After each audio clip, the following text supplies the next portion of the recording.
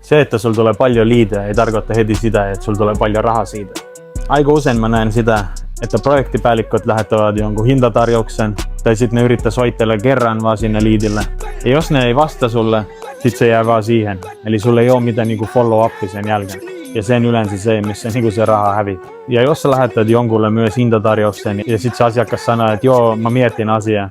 Sitten se ei tarkoita sitä, että se miettii sen asiaa sen sama eikä vielä shoppailemista. Ja se yrityksen omistaja, kuka ottaa sen ensimmäisen yhteyttä sen jälkeen, kun on hintatarjous lähetetty, sitten se yleensä saa niinku sen projekti kiinni. Eli tosi tärkeää, mitä mä suosittelen sulle tehdä aina, kun sä lähettät hintatarjouksen. Sitten kirjoittaa myös se, että milloin sä seuraavaksi niin otat sen kanssa yhteyttä, että katsottaisiin niin mikä tilanne on.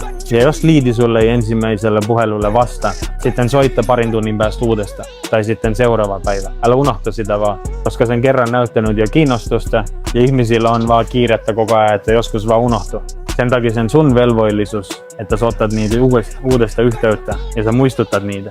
Ja jos sä et tiedä, minkälaisia tekstiviestejä voisit lähettää asiakkaalle, kommentoi Monimap ja mä lähetän sulle tekstiviestien templateit, mitä sä voit lähettää sitten sun asiakkaille copy-paste.